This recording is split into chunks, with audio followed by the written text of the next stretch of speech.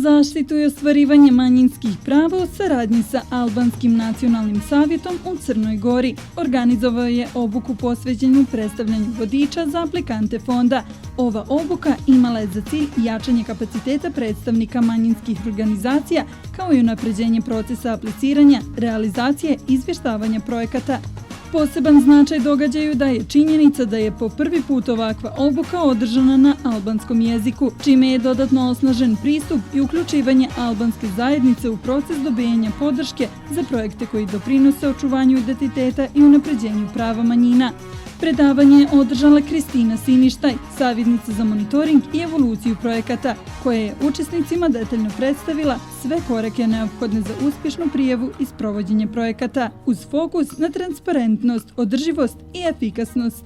Obuka je održana u hotelu Nobel u Ulcinju. Izjavu je dala Emina Skenderović, savjetnica za monitoring i evoluciju projekata, i malo više rekla o projektu, značaju i cilju istog. Danas smo ovdje u Ulcinju u hotelu Nobel kako bismo u saradnji sa Albanskim savjetom ispred Fonda za zaštitu i ostvarivanje manjinskih prava predstavili vodič za aplikante koji će u velikoj mjeri olakšati proces što konkursa, što pisanja projektne prijave i na samom kraju pravdanja projektnih sredstava koja su dodijeljena samim konkursom. Ovo je do sada treća u nizu obuka koju realizujemo. Prvu obuku smo realizovali u saradnji sa Romskim savjetom, druga obuka je održana u Bijelom Polju za multikulturalnu zajednicu i ovo je treća obuka koja se danas održava na albanskom jeziku. Pa svakako da očekujemo da aplikantima ova obuka koristi što se tiče kako i apliciranja kod fonda, pojednostavljanja procesa konkursa, samo popunjavanja prijave, onda da im pojasnimo kako sami proces funkcioniše, koje faze sve prolazi i na samom kraju pravdanje sredstava, što je jako bitan segment u cijelom ovom procesu. Mi smo pristupili izradi ovog vodiča upravo jer smo primijetili neke najčešće greške koje se dešavaju kako prilikom apliciranja, tako i prilikom pravdanja sredstava i do sada radimo, tačnije to je jedna od preporuka koju nam je dala Državna revizorska institucija koja je došla nama u posjetu 2020. godine i od tada nam je dala 51 preporuku.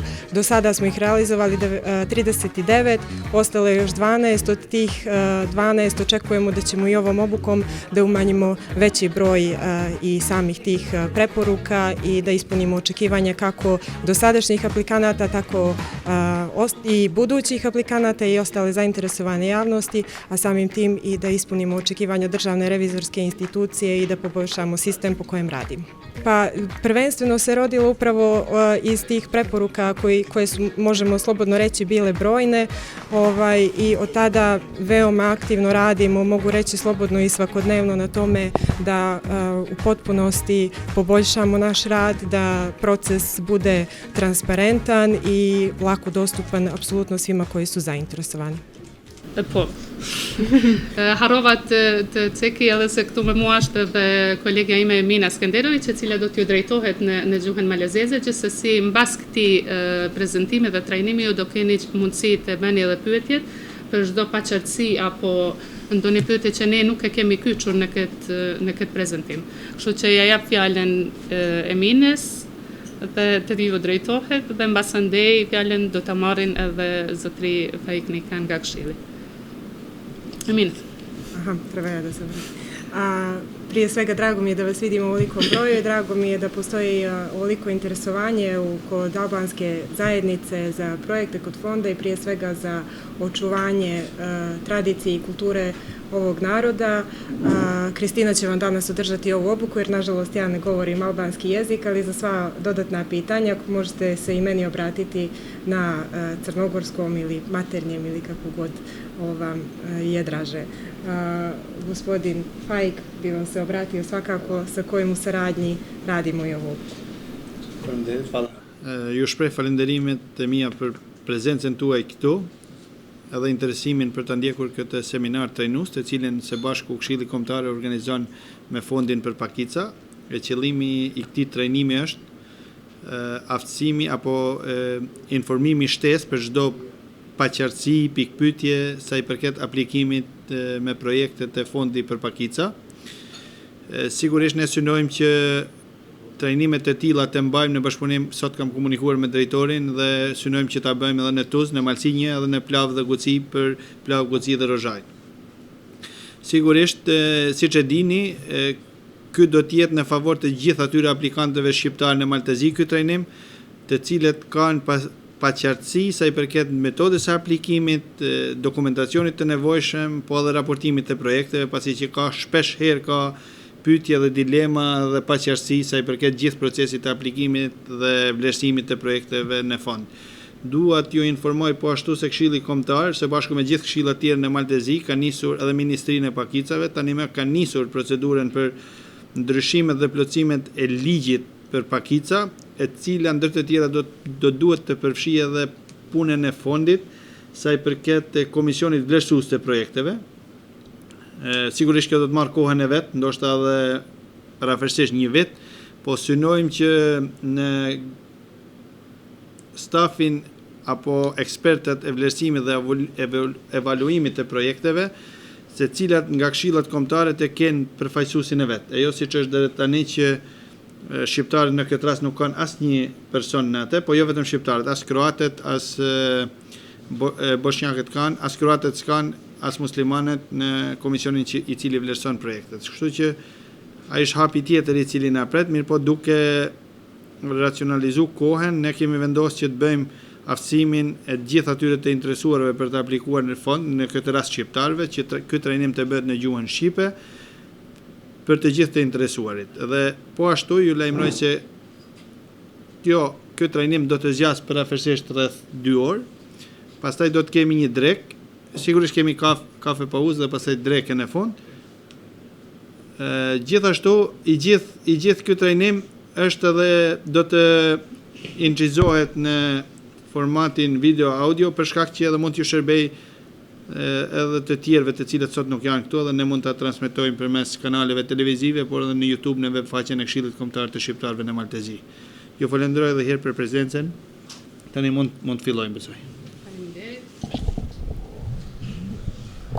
Gjithashtu duhet të ceki para se të fillojmë se ky njëjti prezantim apo udhëzues të quaj do të jetë prezent edhe në faqen zyrtare të fondit, si në gjuhën shqipe ashtu edhe në gjuhën malazeze. Dhe po ashtu prezantimi është bën në mënyrë interaktive, në mënyrë që kur shihni se e kemi cekur diçka lidhur me formularin e aplikimit, ju nëse klikoni në atë pjesë ju mund të shkoni direkt në atë formular dhe në atë mënyrë të mos humbni kohë duke kërkuar dokumenta të ndryshme që nevojiten.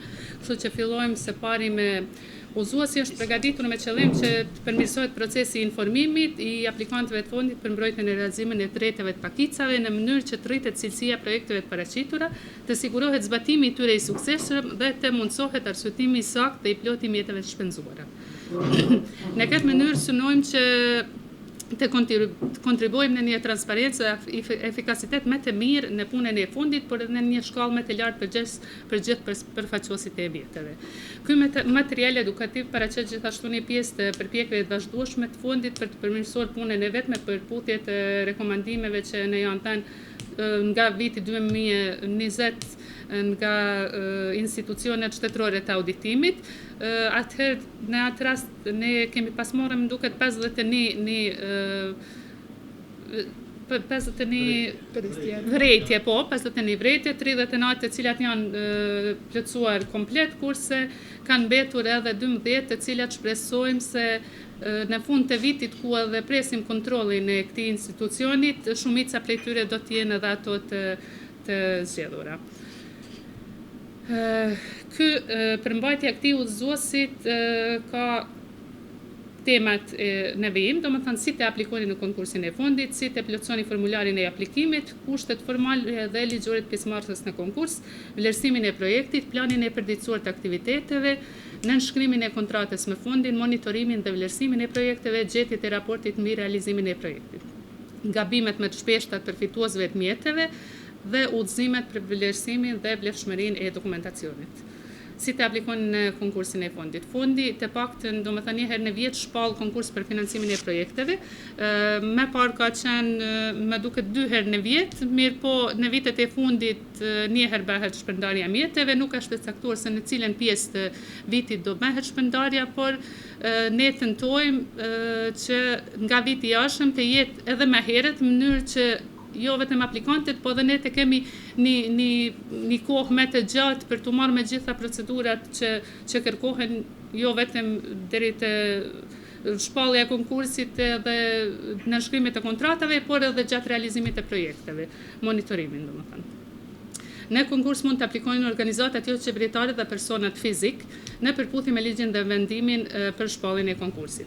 Vëmendjet veçantë i kushtohet përcaktimit qartë qëllimeve dhe aktivitete që përputhen me prioritetet programore të fondit, siç janë ruajtja dhe zhvillimi i identitetit kombëtar, fetar, gjuhësor dhe etnik të çdo populli pakic ose komunitetit kombëtar pakic. Projekti paraqitet në formularin përkas të aplikimit dhe kështu siç ju tregova pak më parë, nëse klikoni në këtë linkun këtu, ju çon direkt tek formulari i aplikimit. Formularin e aplikimit ne e kemi në gjuhën shqipe. Fatkeqësisht ende nuk i kemi të gjitha dokumentacionin në gjuhën shqipe. Ne do tentojmë që së paku gjatë këtij deri në fund të këtij viti të jenë edhe udhëzueset edhe gjitha dokumentacionit edhe në gjuhën shqipe, meqense i kemi vetëm të them kryesoret, por nuk janë të gjitha.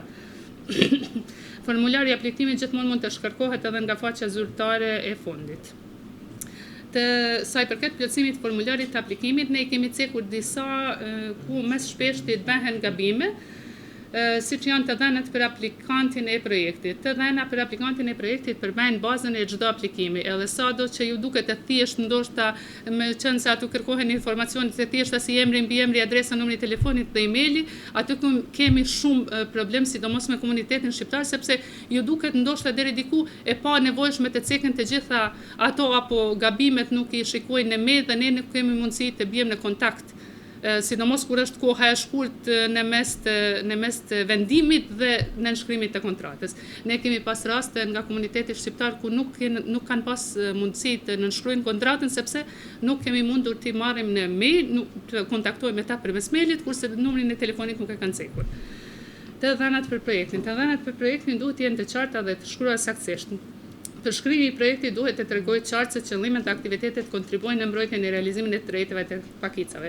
Po ashtu sa i përket këtu të dhënat e projektit dhe nuk është shumë me rëndësi sepse kemi pa tendencë, sidomos në kohën e fundit me gjitha këto mjetet e inteligjencës artificiale, që tentohet të shkruhet shumë gjerë dhe ka shumë informacione të cilat nuk janë të nevojshme, nuk është të nevojshme të bëhet poetike, por të ceken aktivitetet se cilat do të planifikohen të realizohen në atë projekt, po ashtu edhe të ceket koha, pjesëmarrja, sa parashikohet, sa persona parashikohen të marrin pjesë në realizimin e projektit edhe informacionet të cilat ju pak ka shumë të gjithë i dini se janë më rëndësi në lidhje me realizimin e projekteve.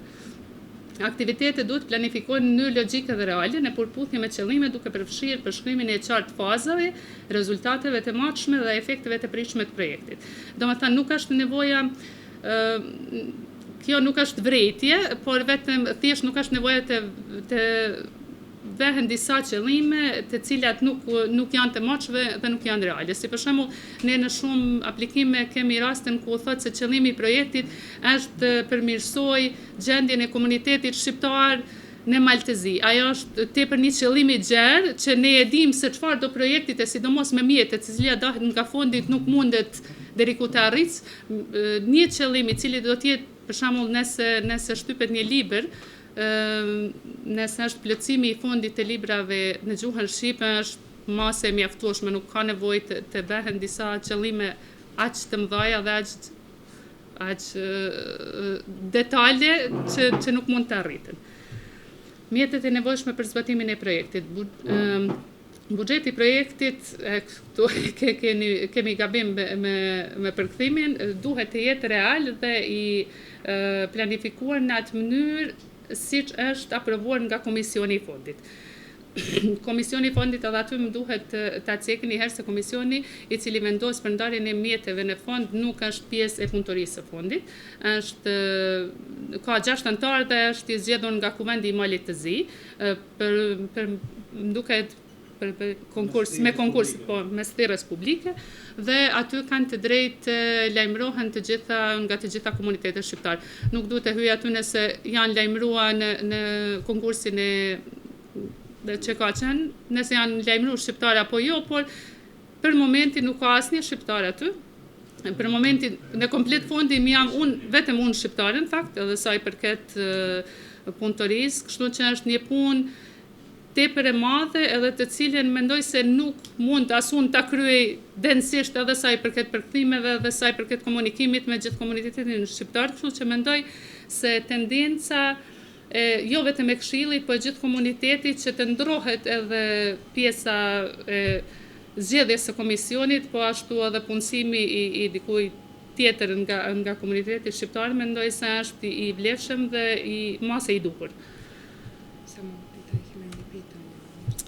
Kushtet formale dhe ligjore për pjesëmarrësit në konkurs. Nuk di nëse keni pyetje deri këtu, deri në këtë pjesë, apo të fillojmë tash me këto kushtet formale. Okej.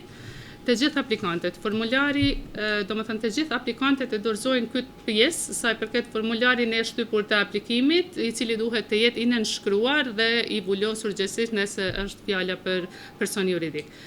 Raporti detajuar mbi mjetet e shpenzuara ose deklarata që aplikanti nuk ka përdorur mjetën nga viti i kaluar. Këtu kemi shumë gabime, meqense se supozohet se mjetet në vitin e kaluar, ju nëse i keni shpenzuar në vitin e kaluar, por i keni marrë me vendimin e vitit 2023, ju në fakt nuk keni nevojë ta dorëzoni raportin, por duhet të dorëzoni një deklaratë se nuk keni përdorur mjetën në vitin e kaluar, megjithëse ju ato mjete i keni shpenzuar në vitin e kaluar, por vendimi ka qenë në vitin 2023. Dhe këtu kemi shumë raste të cilat aplikimet domethënë nuk arrisin kurrë deri te komisioni apo deri te vlerësimi sepse nuk i përmbushin rregullat, kriteret teknike të konkursit. Mbas andaj kemi deklaratat të cilat duhet të jenë të notarizuara dhe duhet të jenë notarizuara veçmas. Domethënë kemi pas raste ku kemi pas një 7, më duket se janë 7, deklaratat e gjitha në një fletë dhe të notarizuara, ajo sipas konkursit udhëzuesit dhe rregullores së fondit nuk është e pranueshme dhe si e tillë nuk kalon kriteret e para. Sa për shumën, domethënë deklaratat notarizuara të aplikantit për projektin se për shumën e kërkuar nuk ka marrë mjetën nga ndonjë donator tjetër, deklaratën se informacionet e paraqitura në propozimin e projektit janë të sakta, deklaratën se mjetet e marra nga konkursi publik nuk do të përdoren për mbulimin e humbjeve apo detyrimeve tjera, se projekti i paraqitur nuk ka karakter tregtar apo fitimprues, deklaratas që vërteton se qëllimi i projektit nuk është themelimi ndonjë organizate apo shoqate, se mjetet e kërkuara nuk janë të destinuara për financimin e aktiviteteve zgjedhore apo partive politike, deklarate notarizuar e partnerit që konfirmon pjesëmarrjen dhe shumën e mjeteve që paraqitet në projekt nëse projekti aplikohet në partneritet. Pra nëse ju nuk keni partner në projekt, atëherë nuk është e nevojshme as të dorëzohet deklarata që nuk keni partner. Kjo është pak a shumë e logjikshme, por kemi edhe aty gabimet të cilat ndodhen.